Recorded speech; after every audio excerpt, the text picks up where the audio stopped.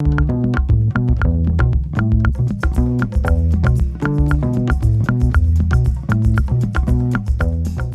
vélo de montagne hivernal ou fat bike, c'est quoi? Comment qu'on s'y prend? Comment qu'on devrait s'habiller? Ça ressemble à quoi les pistes? On a beaucoup de questions et on a Philou Poirier pour nous aider à en répondre. Bonjour! Ben oui, le fat bike, écoute, c'est une super belle alternative au sport d'hiver, donc c'est un excellent complément. Pour l'habillement, écoutez, ben, c'est bien important d'avoir quelque chose de chaud dans les mains et dans les pieds. Sinon, on va porter un coupe-vent ou un Gore-Tex en haut. Pas trop d'épaisseur parce qu'une fois qu'on est parti, il fait quand même chaud rapidement. Mais quelque chose aussi pour le visage. Mais l'important, les mains et les pieds, c'est la clé. Il faut que ça reste au chaud. Super! Donc, j'ai bien hâte de commencer ça. Allons-y, on va continuer à jaser en roulant.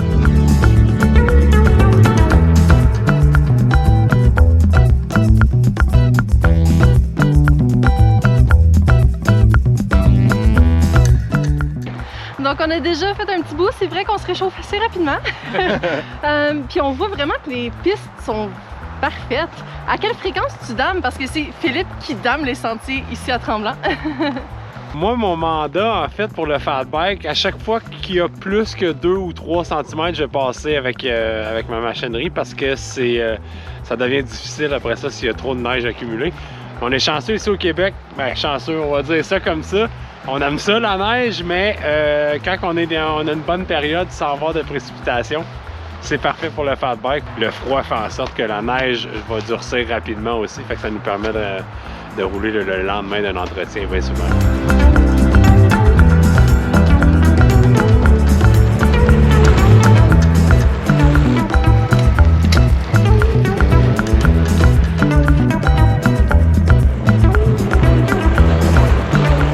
Donc, on vient de voir une section quand même assez abrupte. Ça peut être difficile. Des fois, il y en a qui vont débarquer du vélo. Ce qui est bien important pour la courtoisie, en fait, pour les sentiers, c'est d'essayer de marcher le plus possible à l'extérieur du sentier pour ne pas abîmer trop la pente pour les autres utilisateurs.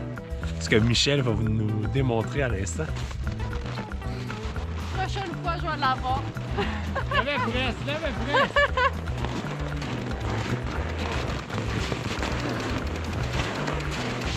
Donc avec les 40 quelques kilomètres de vélo de montagne qu'on a d'hiver, il y a vraiment de quoi pour tout le monde. Là, on s'en va s'aventurer dans des belles pistes noires. Philou, j'imagine c'est un peu plus ton terrain de jeu, ça. Ouais. Ben c'est ça, dépendamment des conditions, on peut pas toujours rouler dans les pistes à haut dénivelé, mais là, on s'enligne pour aller faire la gorge qui est un must, si tu me permets l'expression, autant l'été que l'hiver, mais en fat bike, l'hiver, c'est quelque chose. Yahoo!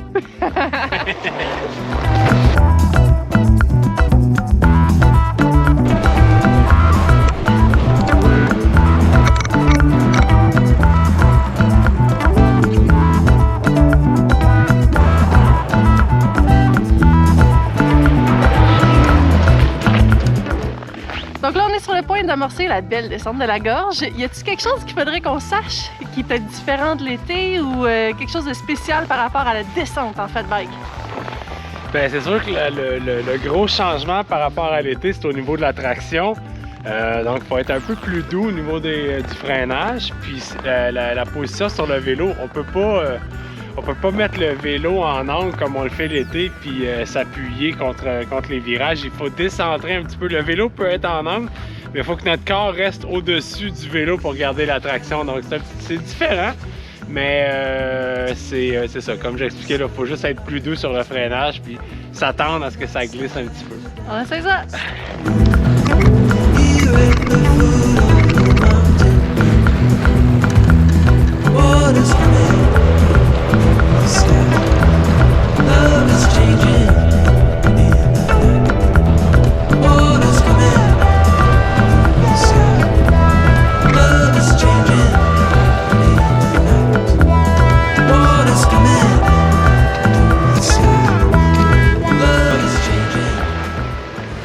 La descente, elle était magnifique. C'est vraiment un méchant beau cadeau après la montée. Mais il n'y a pas seulement la descente qui est un beau cadeau, il y a le magnifique paysage aussi tout le long. On a les montagnes, on a la rivière, des points de vue qu'on ne voit pas en été.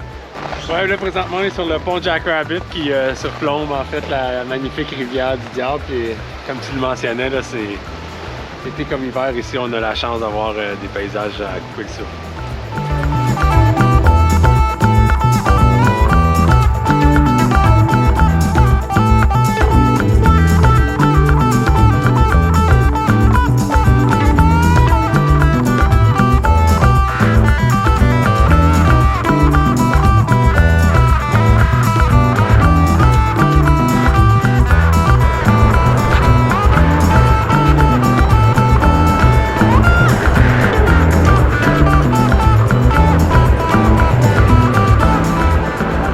Donc c'est magnifique comme journée, on est tellement chanceux d'avoir des belles conditions de même, puis on est chanceux aussi d'avoir un athlète comme Philou pour rouler avec aujourd'hui. Qu'est-ce qui t'a amené à faire ça ici à Tremblant? Premièrement, j'ai appris à skier à Tremblant. Je suis ici depuis que je suis tout petit. Et puis, après ma carrière de skieur professionnel, j'ai décidé de m'installer ici. Notre commerce est ici. Et puis, le vélo d'hiver, en fait, c'était juste un complément là, pour notre commerce, là, amener un peu d'argent à l'année. Fait que ça a rendu, le fat-bike a rendu ça possible. Tu dois évidemment avoir énormément de novices à chaque année. C'est quoi le conseil que tu aimes leur donner? Évidemment, le vélo d'hiver, c'est comme le vélo d'été en termes, la mécanique est la même. Sauf qu'il faut choisir bien le terrain par rapport à ses compétences parce que c'est définitivement plus difficile physiquement à pédaler. C'est plus tirant un peu. Et puis, ça demande un petit peu plus d'habileté au niveau du contrôle parce qu'on est à des vitesses plus basses. Donc, pour l'équilibre, c'est plus difficile. Donc, le terrain, le choix du terrain est très important.